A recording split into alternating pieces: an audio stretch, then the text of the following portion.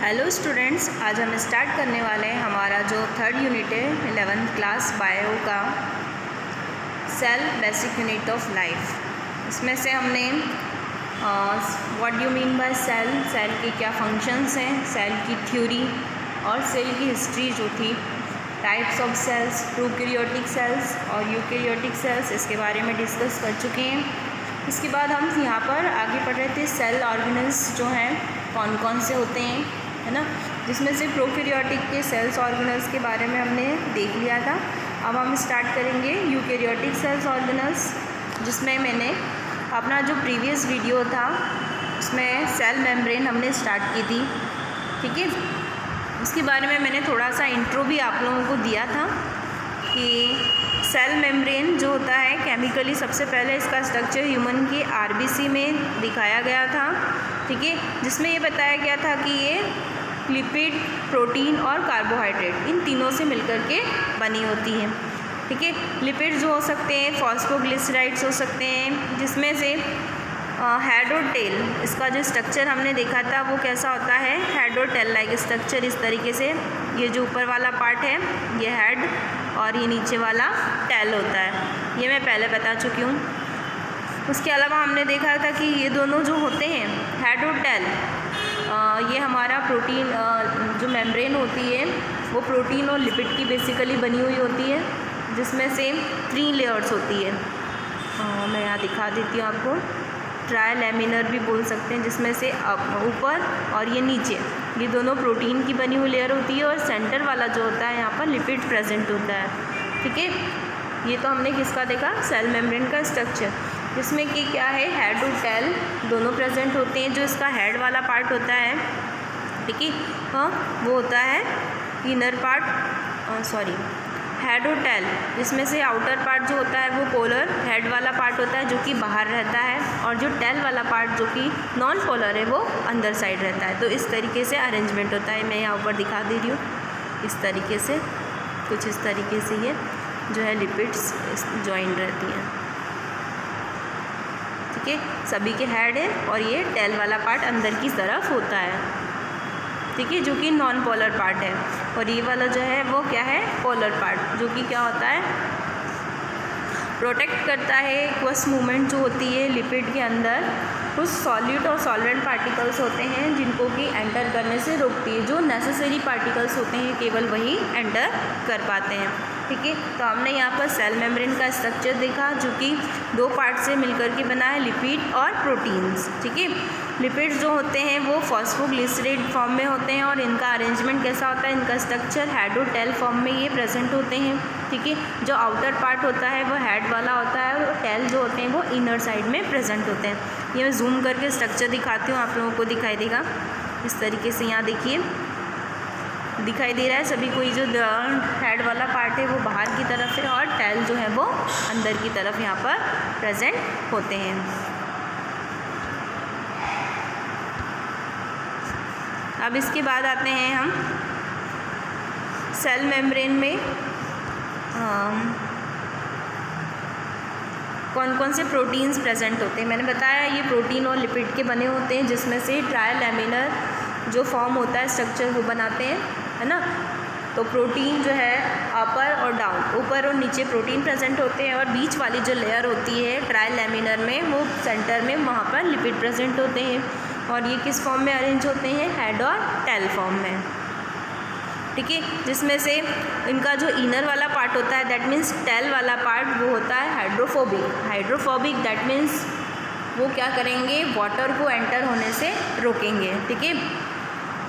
और जो hydrophilic part होता है हेड वाला वो क्या करेगा, वाटर लविंग होगा, जो कि वाटर को इजीली अपने अंदर एंटर करने देता है, ठीक है। तो यहाँ पर कन्फ्यूज़न मत होना, जो टेल वाला पार्ट है इनर पार्ट वो क्या होगा, हाइड्रोफोबिक, और जो आउटर पार्ट है हेड वाला वो क्या होगा, हाइड्रोफिलिक होगा, और इस तरीके से वो अरेंज होंगे, ठीक है। मैं पहले भी बता चुकी हूँ किस तरीके से अरेंजमेंट होगा, दिखा देती हूँ इस तरीके से। सपोज़ ये हमारा हेड और टेल, जिसमें से ये हेड वाला पार्ट आउटर साइड पर प्रेजेंट है और टेल इनर साइड। सेम ऐसी अरेंजमेंट इस तरफ से भी होगी, ठीक है, दिखाई दिया। तो ये है हमारा इस तरीके से जॉइंट होता है, प्लाज्मा मेम्ब्रेन का स्ट्रक्चर है। है ना, जो कि ये हेड और ये वाला पार्ट क्या है, टेल। हेड वाला पार्ट क्या होगा, हाइड्रोफिलिक होगा, जो वाटर को इजीली एंटर करने देगा, और ये टेल वाला पार्ट जो होगा वो हाइड्रोफोबिक होगा, जिसमें इजीली जो है वो कुछ सिलेक्टेड सब्सटेंस ही एंटर कर पाते हैं। ठीक है, तो ये तो था हमारा प्लाज्मा मेम्ब्रेन का किस तरीके से स्ट्रक्चर होता है। नेक्स्ट हम देखते हैं हमारी जो सेल मेम्ब्रेन है उसमें कुछ प्रोटीन्स प्रेजेंट होते हैं। The ratio of protein and lipids varies in different cells, जो कि अलग अलग सेल्स में इनका रेशो प्रोटीन और लिपिड का क्या होता है, डिफरेंट होता है।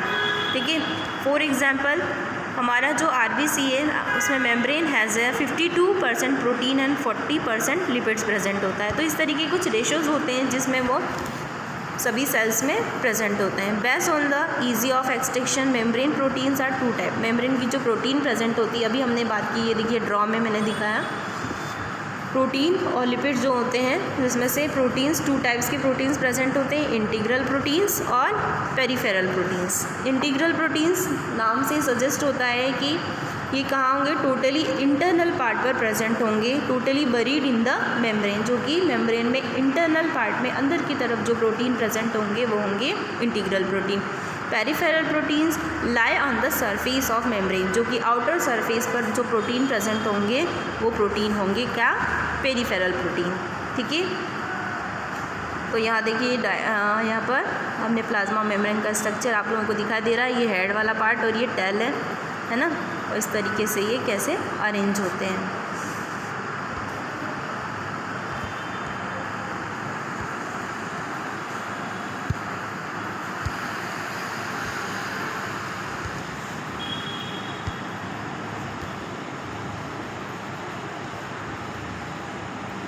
नेक्स्ट है कुछ मॉडल्स हैं जो कि इसके स्ट्रक्चर को, प्लाज्मा मेम्ब्रेन के स्ट्रक्चर को और अच्छे से डिफ़ाइन करते हैं, है ना, जिसके थ्रू हम इसके स्ट्रक्चर को और इजीली समझ सकते हैं।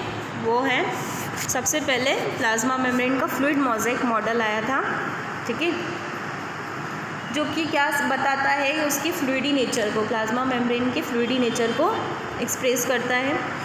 This model was propose by Singer and Nicolson in 1972। 1972 में सिंगर और निकोलसन नाम के साइंटिस्ट जिन्होंने इस मॉडल को दिया था।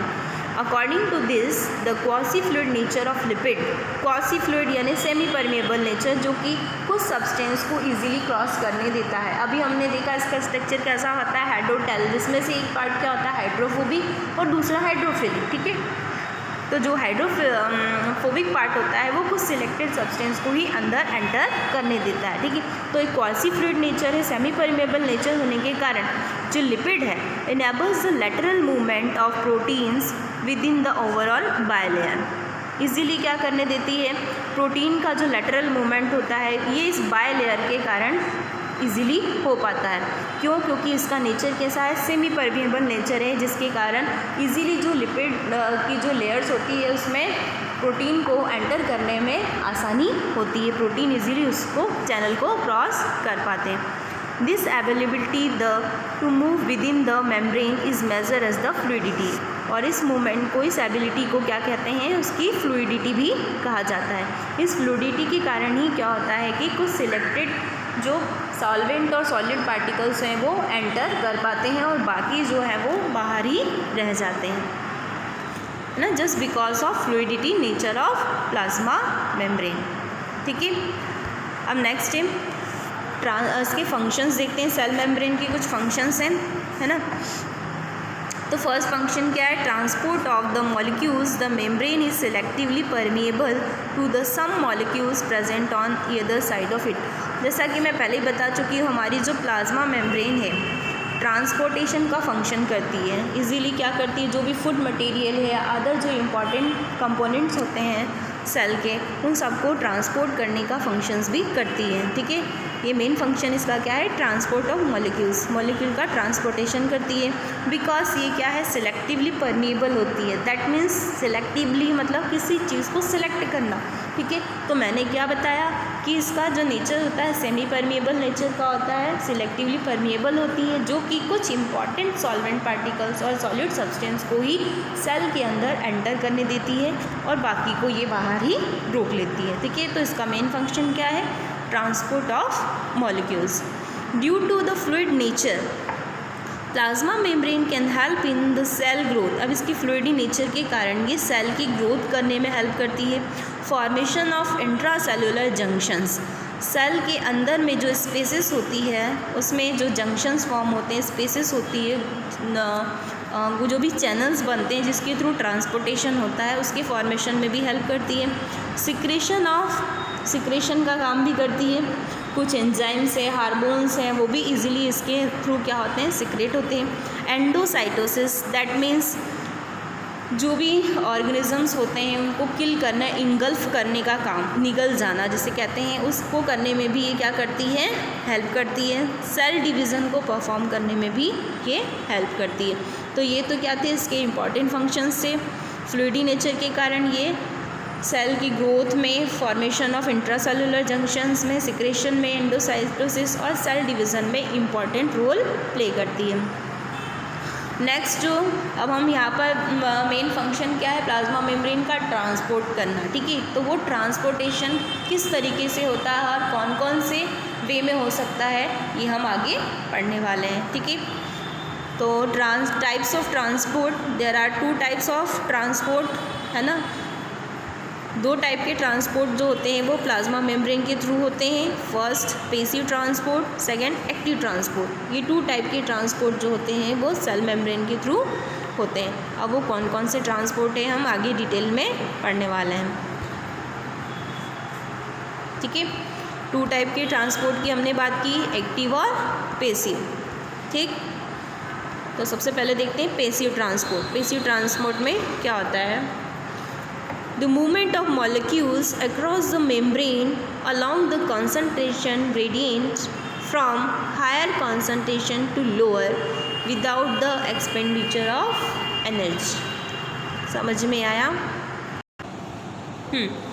तो इसमें जो मूवमेंट होता है across the membrane along the concentration gradient के साथ में जो है मॉलिक्यूल्स का मूवमेंट होता है। फॉर एग्जांपल जो डिफ्यूज़न की प्रोसेस होती है उसके थ्रू इस पैसिव ट्रांसपोर्ट में मॉलिक्यूल्स का ट्रांसपोर्टेशन होता है।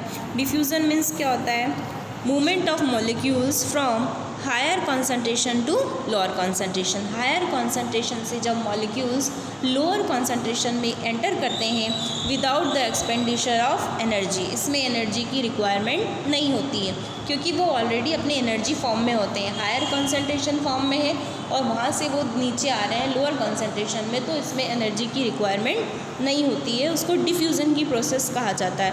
फॉर एग्जांपल्स यदि हमारा जो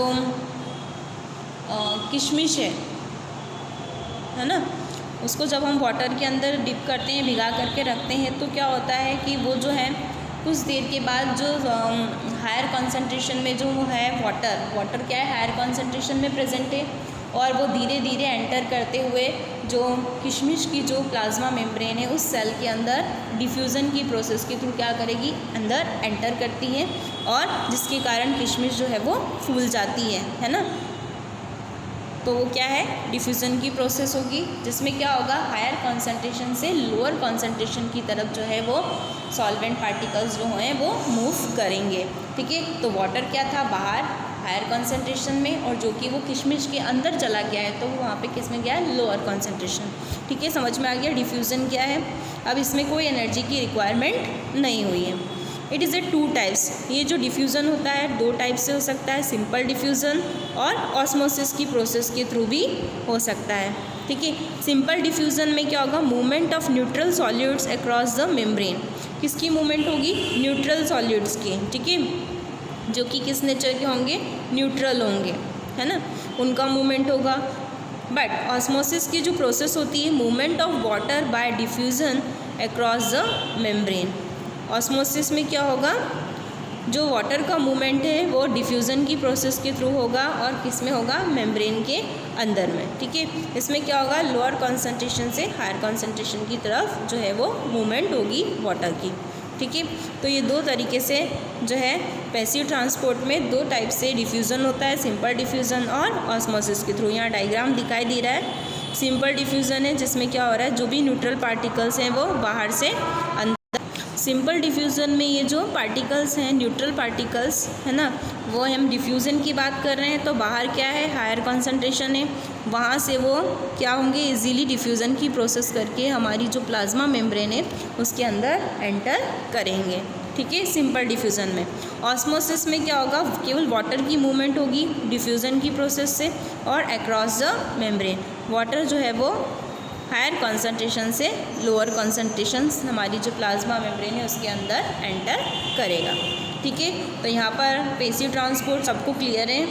इसमें डिफ्यूज़न की प्रोसेस के थ्रू क्या होगा, ट्रांसपोर्टेशन होगी, मॉलिक्यूल्स को सॉलिड और सॉल्वेंट जो पार्टिकल्स हैं वो मूव करेंगे, है ना, जो कि हायर कॉन्सेंट्रेशन से लोअर कॉन्सेंट्रेशन की तरफ इनका मूवमेंट होगा, हायर कॉन्सेंट्रेशन की तरफ वो ट्रांसपोर्ट होंगे।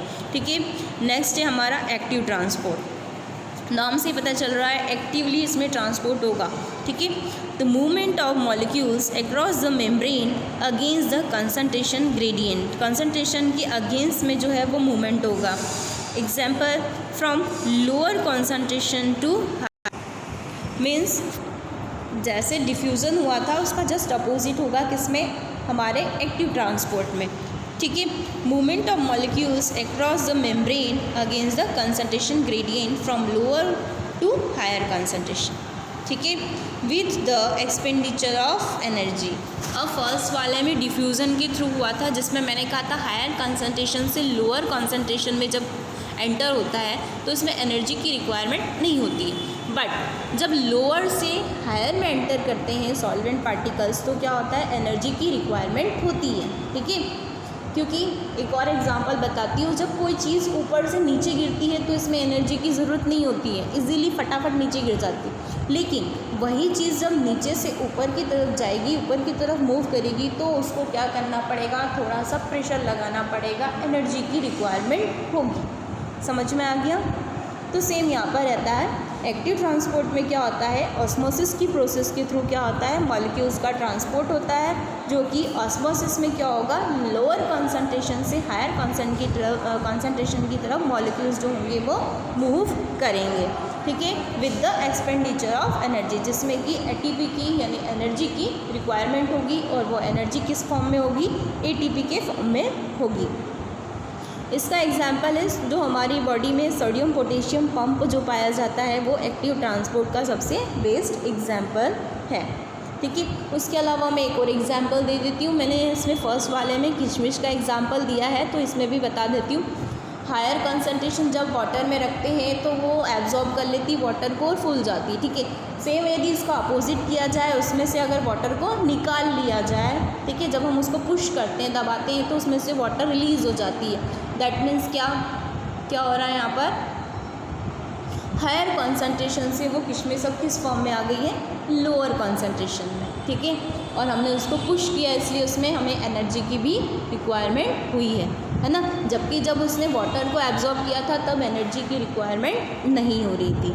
ठीक है, अब इस एग्जाम्पल से आपको समझ में आ गया कि किस तरीके से हमारी प्लाज्मा मेम्ब्रेन के अंदर क्या होता है, ट्रांसपोर्ट होता है मॉलिक्यूल्स का। टू टाइप से होता है, एक्टिव और पैसिव, जिसमें पैसिव में क्या होता है, हायर कंसंट्रेशन से कहाँ जाते हैं वो लोअर कंसंट्रेशन की तरफ, बट एक्टिव ट्रांसपोर्ट में ऑस्मोसिस के थ्रू होता है ट्रांसपोर्टेशन, जिसमें लोअर कंसंट्रेशन से हायर कंसंट्रेशन की तरफ मूवमेंट होता है मॉलिक्यूल्स का। ठीक है, इतना आप लोगों को क्लियर हुआ। अब हम आगे बढ़ते हैं। नेक्स्ट हमारा है सेल वॉल। ठीक है, हमारा जो नेक्स्ट टॉपिक है वो क्या है, सेल वॉल। यहाँ पर हमारा सेल मेम्ब्रेन कंप्लीट हुआ। नेक्स्ट सेल ऑर्गेनल्स जो कि इंपॉर्टेंट सेल ऑर्गेनल्स हैं वो है सेल वॉल। ठीक है, it is a non living rigid structures found outer to the plasma membrane of fungi and plants. ये किस में प्रेजेंट होते हैं, केवल फंजाई और प्लांटी में, किंगडम प्लांटी और किंगडम फंजाई में हम सेल वॉल के बारे में पढ़ते हैं। ठीक है, ये एनिमल सेल में प्रेजेंट नहीं होती है। ठीक है, नॉन लिविंग रिजिड स्ट्रक्चर कैसे होते हैं, ये नॉन लिविंग नेचर के होते हैं, जो कि सेल वॉल के आउटर सरफेस पे, सेल मेम्ब्रेन जो होती है हमारी वो अंदर तरफ होती है, और ये सेल वॉल जो है वो सेल मेम्ब्रेन के आउटर कवरिंग, सबसे आउटर कवरिंग जो होती है वो सेल वॉल होती है।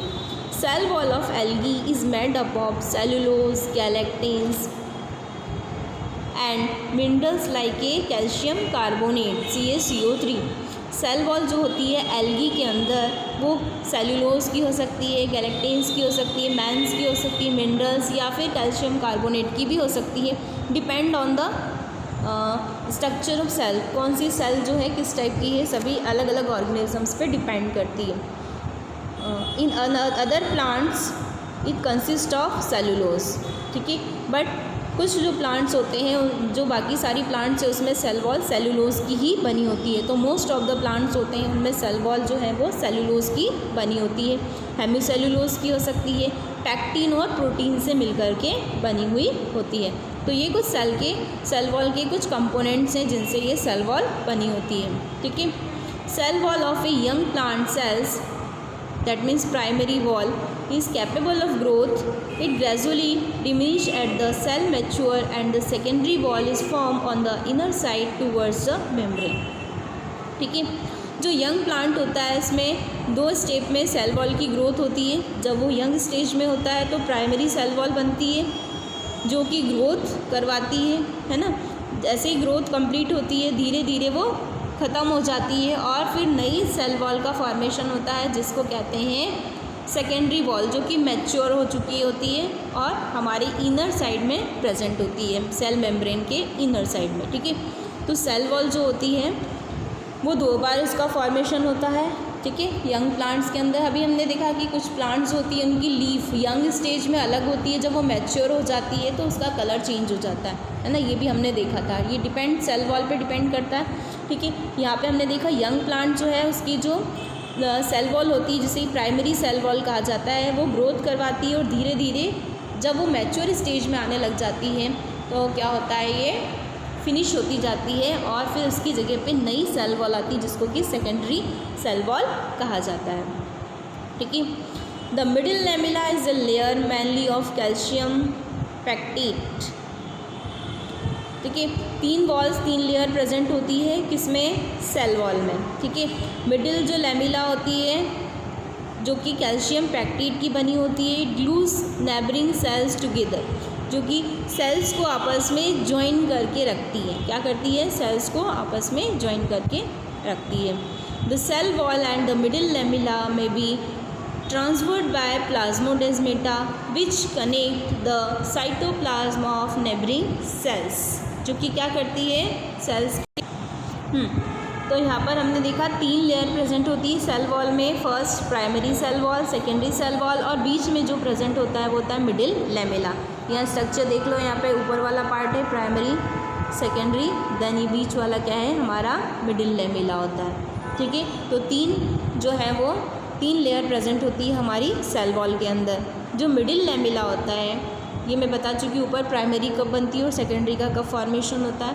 जो मिडिल वाली लेयर होती है जिसको मिडिल लैमेला कहा जाता है, इस लेयर कैल्शियम पैक्टेट की बनी होती है और ये कहाँ प्रेजेंट होती है, सेल को आपस में टाइटली बाउंड करने का काम करती है, जो कि मिडिल लैमेला में भी ट्रांसफर्ड बाय ये प्लाज्मोडेस्माटा को क्रॉस करती है, जो कि साइटोप्लाज्म से कनेक्ट होता है। प्लाज्मोडेस्माटा किससे कनेक्ट होता है, साइटोप्लाज्म से। ये मिडिल लैमेला उसको क्रॉस करती है, ठीक है। अब इसके बाद है functions of cell wall. Cell wall की क्या फंक्शन होता है, पहला फंक्शन होता है it gives the shape to the cells. Cell wall के कारण ही उसका शेप आता है, क्योंकि वॉल बहुत ज़रूरी होती है सेल को स्ट्रेट रखने के लिए, उसको शेप देने के लिए, ठीक है। तो पूरा जो शेप है सेल है वो डिपेंड करता है सेल वॉल के ऊपर, ठीक है। It protect the cell from mechanical damage and infections, ठीक है। अब सेल वॉल क्या है, आउटर कवरिंग है, ठीक है। सबसे बाहर की जो लेयर होता है तो उसका फंक्शन भी बहुत ज़्यादा होता है, बाहर से कोई भी अंदर ना आ सके, ठीक है। इसके अलावा सपोर्ट करना, उसको पूरा मैकेनिकल सपोर्ट देने का काम किसका है, सेल वॉल का। कोई भी अदर फॉरेन पार्टिकल्स या फिर वो बाहर का जो इन्फेक्शन है वो एंटर नहीं कर सकता, उन सबसे ये क्या करती है, प्रोटेक्ट करती है। It help in cell to cell interactions, उसके अलावा ये सेल का सेल से इंटरेक्शंस करवाने में हेल्प करती है। It act as a barrier to the undesirable micromolecules, मैं पहले भी बता चुकी हूँ, जो अनडिज़ायरेबल मॉलिक्यूल्स होते हैं, है ना, जो फॉरेन पार्टिकल होते हैं जो सेल के लिए नेसेसरी नहीं होते हैं, उन सभी से ये प्रोटेक्ट करती है, एज ए बैरियर यानी रुकावट करने का काम करती है, उसको एंटर होने से रोकती है। तो ये किसके फंक्शन से, हमारे सेल वॉल के। अब आगे जो है अदर सेल ऑर्गेनल्स, उसके बारे में हम अगले वीडियो में पढ़ने वाले हैं। ठीक है, तो यहाँ पर आप लोगों को समझ में आ गया, हमने प्लाज्मा मेम्ब्रेन और सेल वॉल के बारे में पढ़ लिया।